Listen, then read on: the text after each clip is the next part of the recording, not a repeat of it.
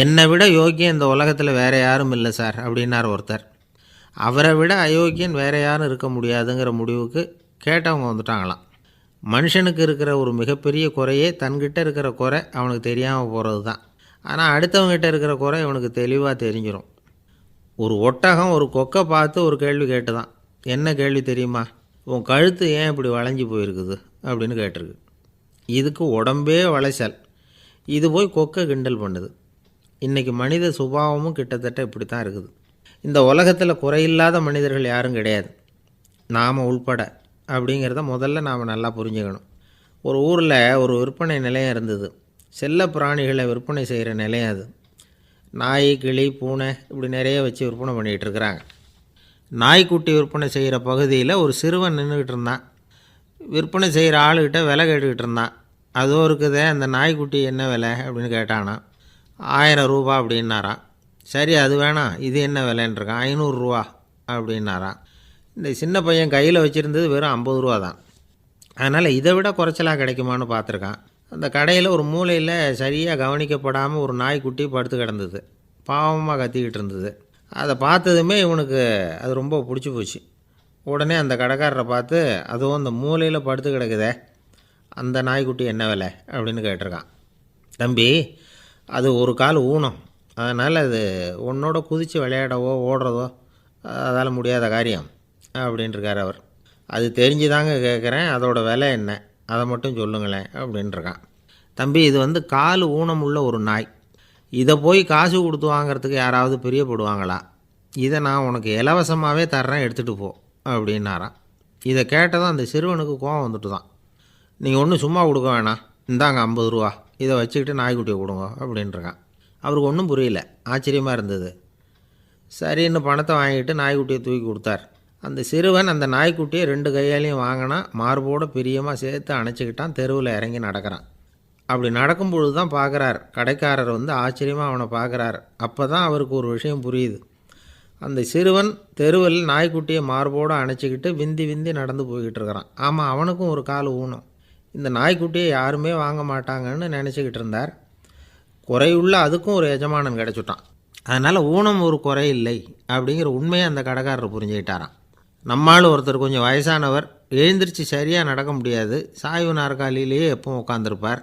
அவர் தனக்கு துணையாக ஒரு நாயை பக்கத்தில் வச்சுருந்தார். அதுவும் ரொம்ப வயசான ஒரு நாய், எழுந்திரிக்கவே சிரமப்படும், நடக்கவும் முடியாது. அவர் பக்கத்திலே இதுவும் சோர்ந்து போய் படுத்து கிடக்கும். அந்த பெரியவரை பார்க்க வந்த ஒருத்தர் கேட்டார், ஏங்க, ஒரு சின்ன பையனை உங்களுக்கு துணையாக வச்சுக்கப்படாதா?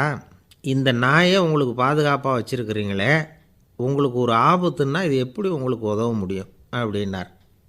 அப்போ அவர் சொன்னாராம், எனக்கு ஒரு ஆபத்துன்னா அந்த சமயத்தில் இந்த நாய் என்னை தனியாக விட்டுட்டு ஓடி போயிடாமல் இருக்கணும்ல, அதுக்காக தான் இதை நான் வச்சுருக்கிறேன் அப்படின்னாராம். ஒரு தடவை நாரதர் ஒரு தெரு வழியாக போய்கிட்டு இருந்தார்.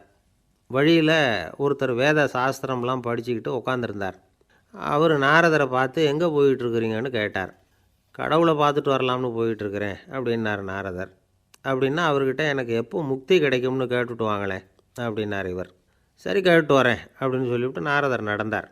கொஞ்சம் தூரத்தில் ஒரு மரத்தடியில் ஒரு தொழிலாளி செருப்பு தைச்சிக்கிட்டு உட்காந்துருந்தார். அந்த ஆளும் அதே மாதிரி கேட்டுக்கிட்டார். எனக்கு எப்போ முக்தி கிடைக்கும்னு கடவுள்கிட்ட கேட்டுக்கிட்டு வாங்களேன்னார். அவர்கிட்டையும் சரின்னு சொல்லிவிட்டு நாரதர் நேராக வைகுண்டத்துக்கு வந்து சேர்ந்தார். கடவுளை பார்த்தார். இவங்க 2 பேரும் சொல்லி அனுப்பின விஷயத்தை பற்றி கேட்டார். அதுக்கு கடவுள் சொன்னார், அந்த செருப்பு தைக்கிற தொழிலாளி உடல் நீத்ததும் உடனே என்னை வந்து அடைவான். ஆனால் அந்த சாஸ்திரம் படித்த ஆள் இப்போதைக்கு என்கிட்ட வந்து சேரமாட்டான்.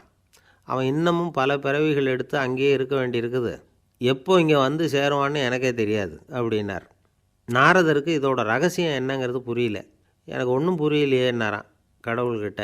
சீக்கிரம் புரிஞ்சுக்குவேன், நீ திரும்பி போகிறப்போ நான் இங்கே வைகுண்டத்தில் என்ன செஞ்சுக்கிட்டு இருக்கேன்னு கேட்டால், ஒரு ஊசியின் துவாரத்தில் ஒரு யானையை கோத்துக்கிட்டு இருக்கிறேன்னு அவங்கக்கிட்ட சொல்லு அப்படின்னார் கடவுள் சிரிச்சுக்கிட்டே. நாரதர் பூமிக்கு திரும்பினார். கடவுளை பார்த்தீங்களா, எப்படி இருக்கார் அப்படின்னு விசாரித்தார் வேத சாஸ்திரம் படித்தவர். ஓ பகவானா, அவர் யானையை ஊசியின் காதில் நுழைச்சிக்கிட்டு இருக்கிறார் பார்த்தேன்னார் நாரதர். ஊசி காதில் யானையா? அது எப்படி முடியும்? நீங்கள் சொல்கிறத நான் நம்ப மாட்டேன்னு விட்டார் அவர். சரி, இந்த ஆளுக்கு இறைவன் பேரில் நம்பிக்கை இல்லை அப்படிங்கிறத நாரதர் புரிஞ்சுக்கிட்டார். அடுத்தபடியாக அந்த தொழிலாளி இருந்த இடத்துக்கு போனார். இறைவனை பார்த்தீங்களான்னு கேட்டார் அவர். பார்த்தேன், ஒரு ஊசி துவாரத்தில் யானையை கோத்துக்கிட்டு இருந்தார் அப்படின்னு சொல்லிவிட்டு நாரதர் அந்த ஆள் முகத்தை கவனித்தார். அந்த தொழிலாளி இதை கேட்டுட்டு கொஞ்சம் கூட ஆச்சரியப்படலை. அவரால் முடியாத காரியம் கூட உண்டானார். என்ன இப்படி சொல்கிற, ஊசியின் துவாரத்தில் யானையை கோக்க முடியும்னு நீ நம்புறியா அப்படின்னு கேட்டார் நாரதர். நிச்சயமாக நம்புகிறேன்னார் அவர்.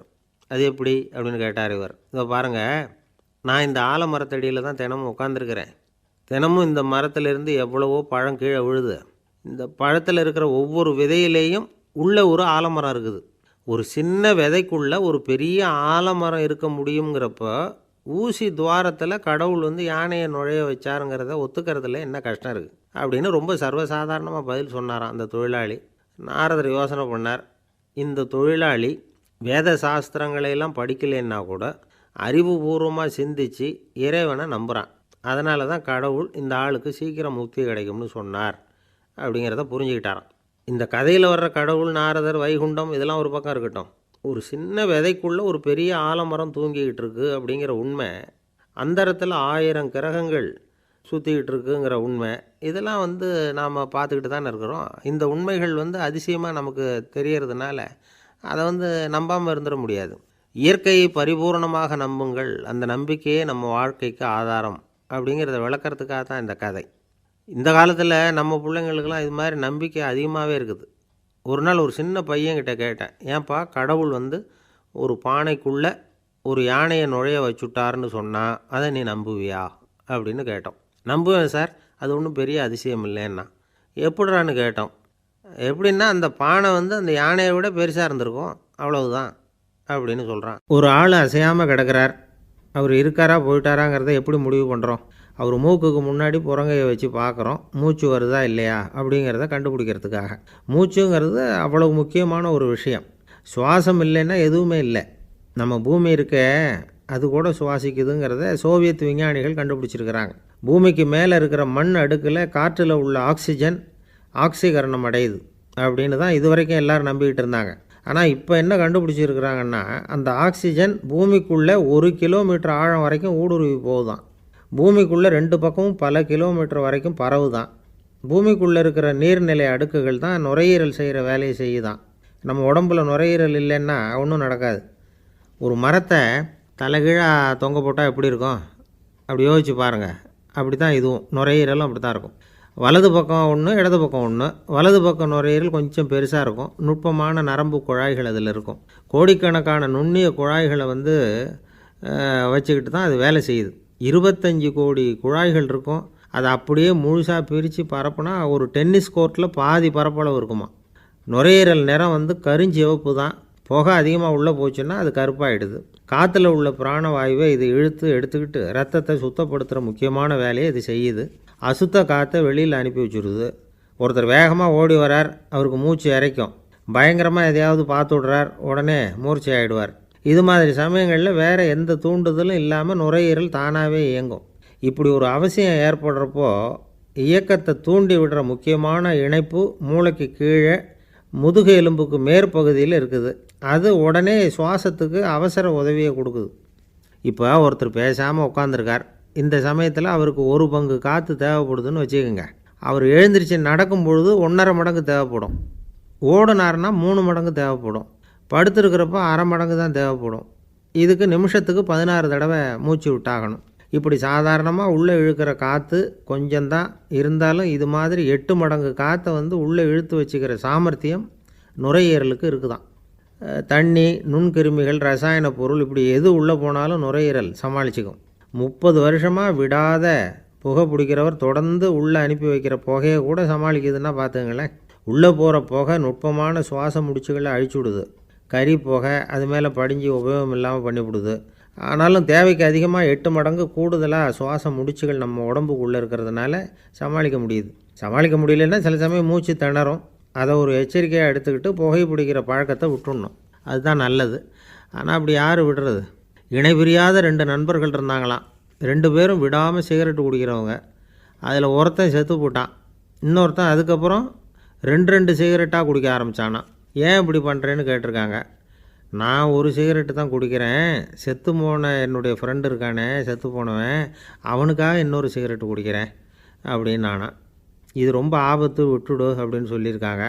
சரின்னு ஒத்துக்கிட்டான். ஆனால் அதுக்கப்புறமும் ஒரு சிகரெட் வீதமாக குடிச்சிக்கிட்டே இருந்தான். சிகரெட்டு பழக்கத்தை நீ இன்னும் விடலையான்னு கேட்டாங்களாம்.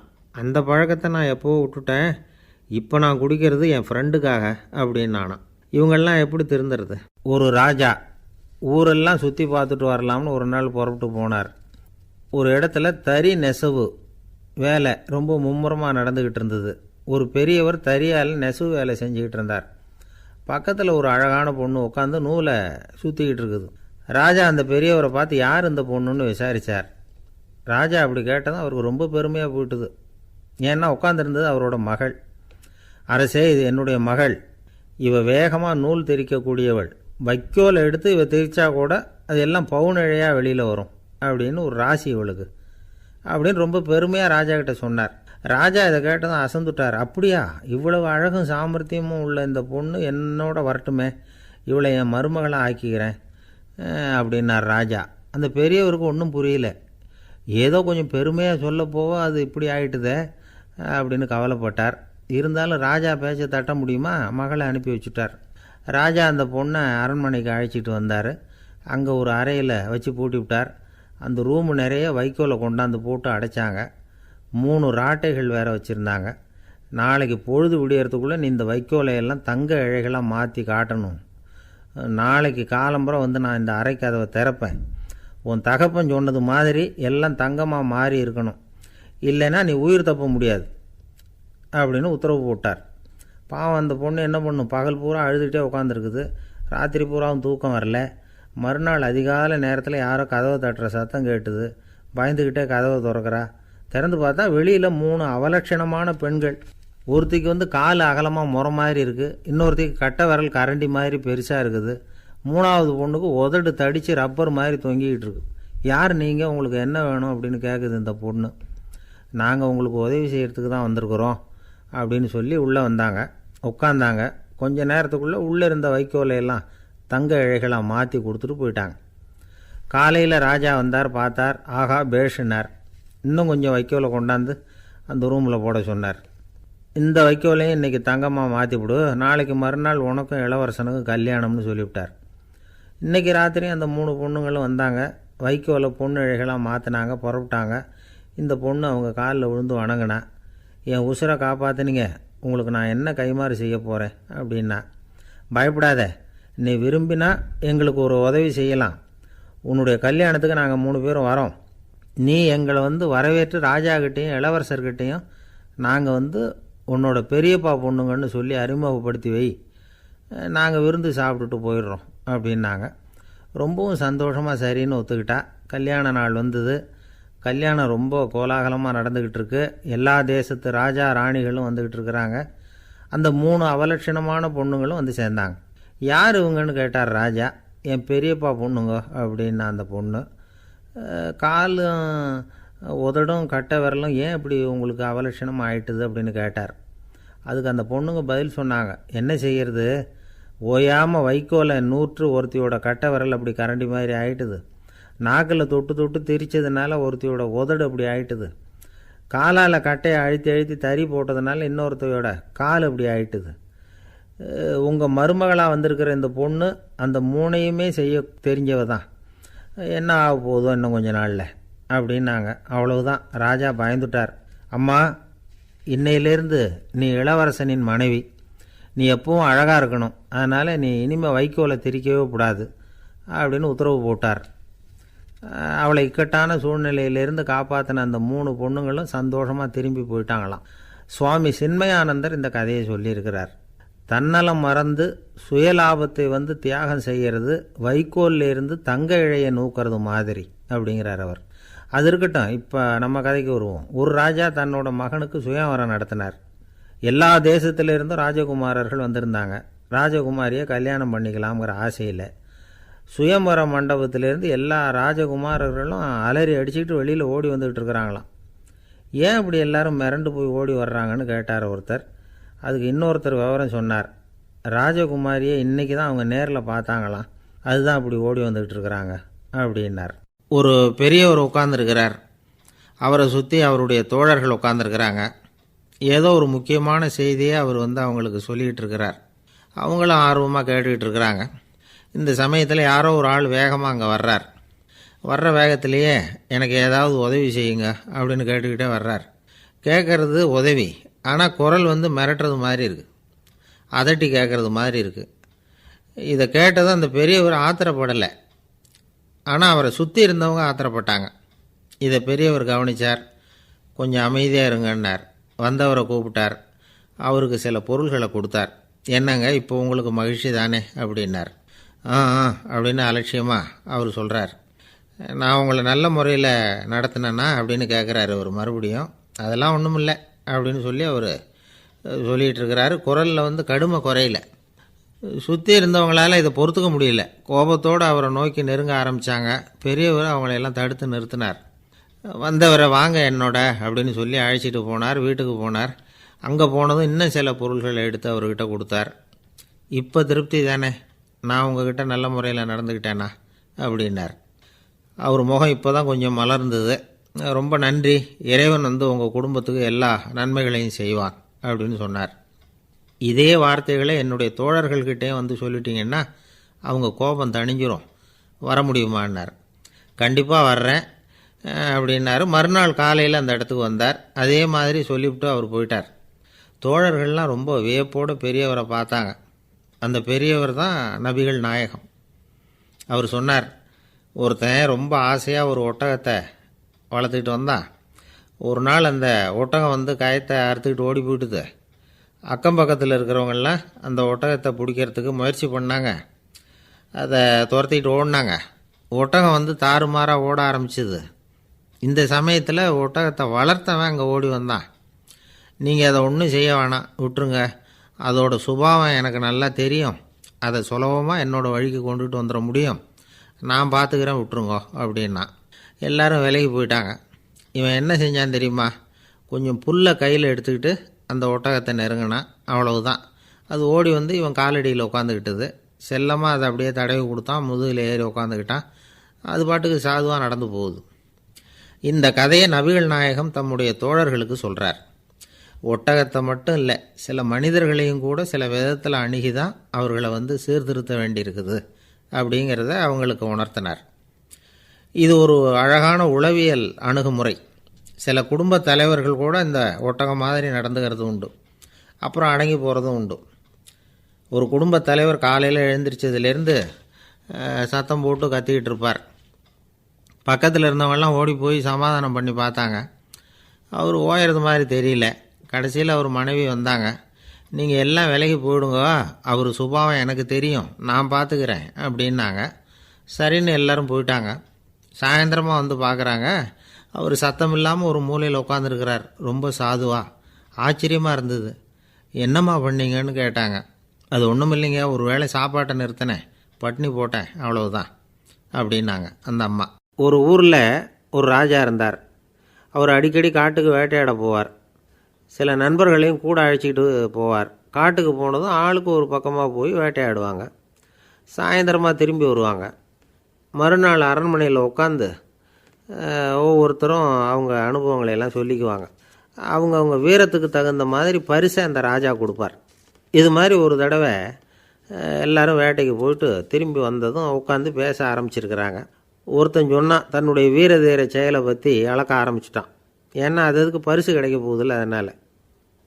அவன் என்ன சொன்னான் தெரியுமா? அரசே, நேற்றுக்கு காட்டில் என்னாச்சு தெரியுமா? எனக்கு நேராக ஒரு சிங்கம் வாயை திறந்துக்கிட்டு வந்துட்டுது. நான் பயப்படவே இல்லை. உடனே ஒரு கல்லை எடுத்து குறி பார்த்து வீசினேன்.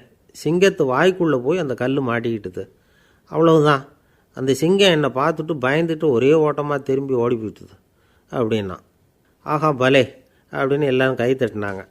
ரெண்டாவது ஆள் ஒருத்தன் எழுந்திரிச்சான். அவன் சொல்ல ஆரம்பித்தான், அரசே, நான் போன வழியில் 2 பெரிய மலைப்பாம்பு கிடந்தது, என்னை முழுங்கிறதுக்கு வந்தது. நான் என்ன பண்ணேன் தெரியுமா? அந்த 2 பாம்போட வாலையும் ஒன்றா சேர்த்து முடிச்சு போட்டுட்டேன். அவ்வளவுதான். அது அங்கே இழுக்க இது இங்கே இழுக்க முடிச்சு நல்லா இறுகி போட்டுது அப்படின்றான். ஆஹா அற்புதம்னு சொல்லி எல்லாரும் கை தட்டினாங்களாம். அடுத்தபடியாக 3வது ஆள் ஒருத்தன் வந்தான். அவன் சொல்ல ஆரம்பித்தான், மன்னா, நான் போன பாதையில் குறுக்க ஒரு ஆறு, அதில் இறங்கி குளித்தேன். யாரோ காலை பிடிச்சி இழுக்கிறது மாதிரி இருந்தது. திரும்பி பார்த்தா ஒரு பெரிய முதலை. நான் உடனே அப்படியே ஒரு துள்ளல் துள்ளி அது முதுகில் போய் உக்காந்துக்கிட்டேன். அதை அப்படியே கரைக்கு நீந்த வச்சேன். கரைக்கு வந்து சேர்ந்ததும் அப்படியே ஒரே துள்ளி குதித்து கரைக்கு வந்துட்டேன் அப்படின்றான். அவன் தன்னுடைய வீரத்தை அப்படி சொல்லியிருக்கான். அடடா எப்பேற்பட்ட வீரம் அப்படின்னு எல்லாரும் கை தட்டினாங்களாம். 4வது ஆள் எழுந்திரிச்சான். மண்ணா, நான் போன இடத்துல ஒரு கரடி வந்து என்னை துரத்த ஆரம்பிச்சுட்டுது. நான் ஒரு மலை உச்சிக்கு வந்துட்டேன். அதுக்கப்புறம் ஒரு அடி எடுத்து வச்சாலும் அதில் பாதாளத்தில் விழ வேண்டியது தான். அந்த நேரம் பார்த்து ஒரு பெரிய ராட்சச கழுகு அந்த பக்கமாக பறந்து வந்தது. நான் உடனே அப்படியே உயர எழும்பி அந்த கழுகோட காலை பிடிச்சிக்கிட்டேன். அப்படியே தொங்கிக்கிட்டே வந்தேன். ஒரு நல்ல இடம் வந்ததும் தொப்புன்னு கீழே குதித்து நடந்து வந்துட்டேன்னா. இதுக்கும் எல்லோரும் கை தட்டுறாங்க. கடைசியாக ஒரு ஆள் எழுந்திரிச்சான். அரசே, நான் வந்து போன வழியில் ஒரு பெரிய யானை குறுக்க வந்தது. பயங்கரமாக சத்தம் போட்டுக்கிட்டே வந்தது. நான் பயந்து ஓடலை. உடனே என்ன பண்ணேன் தெரியுமா? அந்த யானையோட வாலை பிடிச்சி தூக்கினேன். தலைக்கு மேலே தூக்கி கரன்னு சுற்றினேன். வேகமாக சுற்றி வீசி எறிஞ்சேன். அவ்வளவுதான். அதே ஸ்பீடில் அந்த யானை மேலே போக ஆரம்பிச்சுட்டுது. இன்னும் கூட அது போய்கிட்டே தான் இருக்குது, கீழே விழவே இல்லைன்னா. இதை கேட்டதும் ராஜாவுக்கு கோபம் வந்துட்டுது. என்னை என்ன முட்டாள்னு நினச்சிக்கிட்டு பேசுகிறியா? யானையை வந்து நீ வாலை பிடிச்சி தூக்குன, அதை நான் நம்பணுமா அப்படின்னார். உடனே இவன் பணிவாக பதில் சொன்னான். அரசே, ஒரு சிங்கத்து வாயில் கல் மாட்டிக்கிட்டதை நம்புறீங்க, மலைப்பாம்பு வாலை பிடிச்சி முடிச்சு போட்டதை நம்புறீங்க, முதல்ல முதுகில் சவாரி பண்ணதையும் நம்புறீங்க, கழுகு காலை பிடிச்சிக்கிட்டு பறக்கிறதையும் நம்புறீங்க. அப்படி நம்புறப்போ நான் சொன்னதை மட்டும் நம்பக்கூடாதா அப்படின்னு கேட்டானான். பொய் சொன்னவங்கெல்லாம் தலையை தொங்க போட்டுக்கிட்டாங்களாம். ராஜா அவங்கள பார்த்து சொன்னாராம், நீங்கள் எல்லாரும் என்னை முட்டாளாக்கியிருக்கிறீங்க. கடைசியாக பேசின இவன் தான் எனக்கு உண்மை எது பொய் எதுங்கிறத புரிய வச்சிருக்கிறான். இவன் தான் உண்மையான தைரியசாலி அப்படின்னு சொல்லி அவனுக்கே பரிசையெல்லாம் கொடுத்து பாராட்டினாராம். இப்படி ஒரு கதை. உண்மையை நிலைநாட்டுகிறவன் தான் உண்மையான வீரன் அப்படிங்கிறத இதிலிருந்து நாம் புரிஞ்சுக்கணும். இந்த காலத்துல எல்லாம் பொய் சொன்னால் தான் பிழைக்க முடியுங்கிறது ஒரு சில பேரோட நம்பிக்கை. ஒரு அப்பாவுக்கு தன் மகனுக்கு பொய் சொல்ல தெரியலையேங்கிற கவலை. பொய் சொன்னால் தான் இந்த உலகத்தில் பிழைக்கலாம், ஆனால் இவனுக்கு அது தெரியலையே, அதனால் இவனை அழைச்சிட்டு போய் நடுக்கடலில் விட்டுட்டு வந்துடுவோம் அப்படின்னு அழைச்சிட்டு புறப்பட்டான். கடற்கரைக்கு போனான். மகனுக்கு சந்தேகம். எங்கேப்பா என்னை அழைச்சிட்டு போகிறேன்னு கேட்டிருக்கான். கடலில் மீன் பிடிக்க கற்றுக் கொடுக்க போகிறேன் உனக்கு அப்படின்னானா. நான் ஏற்கனவே மீன் பிடிச்சிட்டேனேன்னானா இவன் மகன். எங்கே அதுன்னு கேட்டிருக்கான் அப்பங்காரன். சுட்டு சாப்பிட்டுட்டேன்ருக்கான் புள்ள. அப்பங்காரன் பார்த்தான். சரி, நம்ம புள்ள பொழைச்சிக்கோ அப்படின்னு சொல்லி திருப்பி அழைச்சிட்டு வந்துட்டானான். கங்கை கரை தோட்டம் பக்கத்தில் ஒரு ஆசிரமம். அங்கே ஒரு பெரியவர் தங்கியிருக்கிறார். அவர் தான் ராமகிருஷ்ண பரமஹம்சர். அந்த ஆசிரமம் இருந்த இடம் கரக்பூர். வங்காளத்தில் பொதுவாக எல்லோரும் மீன் சாப்பிட்றது உண்டு. கங்கையில் குளிச்சுட்டு கையில் ஒரு மீனோடு வர்றது வழக்கம். இவர் இருக்கிற இடத்துக்கு கங்கையில் படகு வழியாக வரணும். அப்படி தான் எல்லோரும் வருவாங்க. வர்றவங்களை ஒன்று கூட்டி ஆன்மீக விஷயங்களை பற்றி பேசிக்கிட்டு இருப்பார். ஒவ்வொரு நாள் ஒவ்வொருத்தர் நகரத்துக்கு போகணும். வரும்பொழுது மீன் கொண்டுக்கிட்டு வரணும். அதுக்கு ஒரு அட்டவணையே உண்டு ஆசிரமத்தில். அது பிரகாரம் ஒரு நாள் சுவாமி யோகானந்தர் படகில் போனார். படகை செலுத்தினவங்க ராமகிருஷ்ணரையும் சுவாமி யோகானந்தரையும் மற்றவங்களையும் பித்தர்கள் அப்படின்னு சொல்லி ஏளனமாக பேசினாங்க. அவங்க என்ன பைத்தியம் பிடிச்சவங்க அப்படிங்கிறது மாதிரி. சுவாமி யோகானந்தருக்கு ரொம்ப மென்மையான இதயம். இவங்க இப்படி கண்ணாபின்னான்னு பேசுகிறத பார்த்தா மீனை வாங்கிட்டு திரும்புகிறப்போ என்ன நடக்குமோ அப்படிங்கிற பயம் வேறு வந்துட்டுது அவருக்கு. அவ்வளவு மென்மையானவர். இதை தெரிஞ்சுக்கிட்ட ராமகிருஷ்ணர், யோகானந்தா இங்கே வா அப்படின்னு கூப்பிட்டார். இவர் கண்ணீரை தொடச்சிக்கிட்டே கிட்ட போனார். சொன்னார், ஐயா, படகு ஓட்டுறவங்க உங்களை பற்றி மோசமாக பேசுகிறாங்க. என்ன திட்டினா பரவாயில்ல, ஆனால் உங்களை அவங்க திட்டுறாங்க, அதை என்னால் தாங்கிக்க முடியல அப்படின்னார். இதை கேட்டதும் ராமகிருஷ்ணருக்கு கோபம் வந்துட்டு தான். என்னது, உன்னுடைய குருவை பற்றி அவங்க மோசமாக பேசும்பொழுது நீ சும்மா இருந்தியா? வெளியில் போ அப்படின்னு விட்டார். குரு நிந்தனை செய்கிறப்போ அதை கேட்டுக்கிட்டு சும்மா இருக்கலாமா? குரு நிந்தனையை கேட்டால் பாவம் இல்லையா? என்னை தூற்றும்போது அவங்க வந்து பாவம் செய்கிறாங்க, அதை கேட்டுக்கிட்டு நீ சும்மா இருந்தால் நீயும் பாவம் செய்கிற அப்படின்னாராம். அடுத்த நாள் சுவாமி நிரஞ்சனானந்தர் போக வேண்டிய நாள். இவர் படகுல போகும்பொழுதும் அதே மாதிரி நடந்து தான். அவங்க மோசமாக பேச ஆரம்பித்தாங்க, திட்ட ஆரம்பித்தாங்க. அப்படி கேலி பண்ண ஒருத்தனை இவர் என்ன பண்ணார், பலார்னு கன்னத்தில் அரைஞ்சிட்டார். இன்னொருத்தனை கங்கையில் தூக்கி எறியறதுக்கும் தயாராகிட்டார். அதுக்கப்புறம் அவங்க யாரும் வாயை திறக்கலை. மீன் வாங்கிட்டு வர்றப்பவும் படகுல ஒரே அமைதி. அவ்வளவு பயம் அவங்களுக்கு. ராமகிருஷ்ணர் கூப்பிட்டு விசாரித்தார் என்ன நடந்ததுன்னு. இவர் சொன்னார், அவர் யோகானந்தா போகும்பொழுது என்ன நடந்ததோ அப்படியே தான் இப்போவும் நடந்தது. குரு நிந்தனை செய்கிறத கேட்டுக்கிட்டு நான் சும்மா இருப்பேனா? ஒருத்தனை அப்படியே அரைஞ்சுட்டேன், இன்னொருத்தனை ஆற்றுல தூக்கி போட்டுருவேன்னு பயமுறுத்தினேன், அவ்வளவுதான் அப்படின்னாராம். இப்போவும் ராமகிருஷ்ணருக்கு கோபம் வந்துட்டு தான், என்ன இது, அணியறது காஷாயம், இருக்கிறது ஆசிரமம், உனக்கு இவ்வளவு கோபம் வந்ததுன்னா அப்புறம் என்னத்துக்கு ஆசிரமத்தில் இருக்கணும், பிரம்மச்சாரி எப்பவும் அமைதியாக இருக்கணும் அப்படின்னு அறிவுரை சொன்னாராம் ராமகிருஷ்ணர்.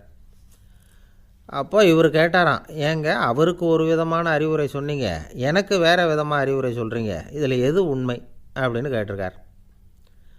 இதுக்கு ராமகிருஷ்ணர் சொன்ன பதில் என்னென்னா, அட அசடே, சக்கரத்தில் காற்று அதிகமாக இருந்தால் குறைக்கணும், குறைச்சலாக இருந்தால் கூட்டணும். அவன் சாது, அவனுக்கு அதிக உணர்ச்சி தேவை, உனக்கு படபடப்பு அதிகம், உனக்கு பொறுமை தேவை அப்படின்னாராம்.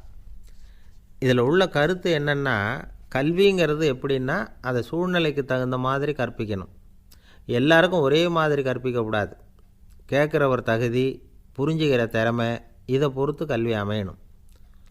ஆரம்ப காலத்தில் ஒரு குரு, அப்போ ஒரு சீடன் இருந்தான். அது வேடிக்கையான குரு, வேடிக்கையான சீடன். ஒரு ஆசிரமம். ஒரு நாள் ஒருத்தன் அவசரமாக அந்த குருவை தேடி வந்திருக்கிறான். என்ன விஷயம்னு விசாரித்தார் குரு. உங்கள் சீடர் என்னை அடிச்சுட்டார் அப்படின்னு புகார் பண்ணானா அந்த ஆள். குரு சீடனை கூப்பிட்டார். அடிச்சியா இந்த ஆளை அப்படின்னு கேட்டாரான். ஆமான் இருக்கான் சீடன். ஏன் அடித்தே அப்படின்னு கேட்டாரான். இந்த ஆள் உங்களை பற்றி மட்டமாக பேசிவிட்டான், என்னால் அதை தாங்கிக்க முடியல, அதனால தான் அடிச்சுட்டேன்ருக்கான். அப்படி என்ன பேசினா அப்படின்னு கேட்டாரான். உன்னுடைய குருநாதர் இப்போல்லாம் அர்த்தமில்லாமல் பேச ஆரம்பிச்சுட்டார் அப்படின்னு சொல்லிவிட்டான், அதனால தான் அடிச்சுட்டேன் அப்படின்னானா. அதுக்காக அடித்தே அப்படின்னாரான். நான் அதுக்காக அடிக்கலை குருவே, இப்போல்லாம் நீங்கள் அர்த்தமில்லாமல் பேசுகிறதாக அவன் சொல்கிறான், அப்படின்னா இதுவரைக்கும் நீங்கள் அர்த்தத்தோடு பேசினதாகத்தானே அர்த்தம், அது தப்பு தானே, அதனால தான் அடித்தேன் அப்படின்னானா. வங்க நாவலாசிரியர் சரத் சந்திரர் ஒரு நண்பர் அவர்கிட்ட வந்தார். வழக்கமாக எல்லா எழுத்தாளர்கள்கிட்டையும் கேட்குற ஒரு கேள்வியை கேட்டார். நீங்கள் எழுத்துத்துறைக்கு வந்தது எப்படி, இதுதான் கேள்வி, அதை தெரிஞ்சு என்ன பிரயோஜனம்னார் சரத் சந்திரர்.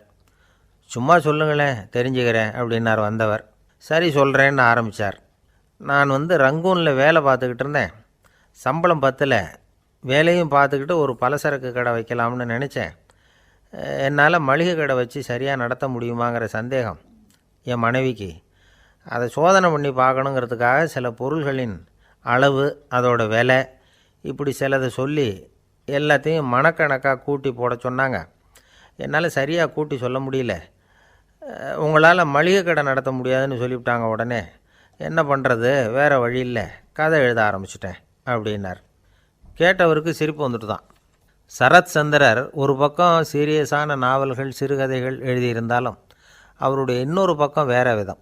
நண்பர்கள்கிட்ட பேசும்பொழுதும் சரி, அவர்களுக்கு கடிதங்கள் எழுதும்போதும் சரி, கேலியும் கிண்டலும் நகைச்சுவை உணர்வும் அதிகமாக இருக்கும். காந்திஜி ஒரு சமயம் கல்கத்தாவுக்கு வந்திருந்தார். தேசபக்தர்கள் பல பேர் அவர்கிட்ட பேசிக்கிட்டு இருந்தாங்க. அப்போது சரத் சந்திரரும் அங்கே இருந்தார். கிரண் சங்கர் ராய் அப்படிங்கிறவரும் அங்கே இருந்தார். அவர் சொன்னாராம், காந்திஜியோட பழகிய முதல் வங்காளி நான் தான். போயர் யுத்த காலத்தில் இவர் லண்டனுக்கு வந்திருந்தப்போ என்கிட்ட தான் வங்காள மொழி கற்றுக்கிட்டார் அப்படின்னாராம். உடனே சரத் சந்திரர் காந்திஜியை பார்த்து, இவர் உங்களுக்கு வங்காள மொழி கற்றுக் கொடுத்தது உண்மைதானா அப்படின்னாராம். ஆமான்னாராம் காந்தி. அதனால தான் உங்களால் வங்காள மொழி கற்றுக்க முடியல அப்படின்னாராம். எல்லாரும் சிரித்தாங்களாம். சரத் சந்திரர் சாம்தாபேர் அப்படிங்கிற கிராமத்தில் தங்கியிருந்தார். ஒரு இலக்கிய நிகழ்ச்சியில் கலந்துக்கிறதுக்காக. அதுக்காக ஒரு கல்கத்தாவுக்கு போக வேண்டிய சூழ்நிலை. அதுக்காக புறப்பட்டார். அந்த சமயத்தில் பின்னாடி இருந்து யாரோ அவரை கூப்பிட்டாங்க.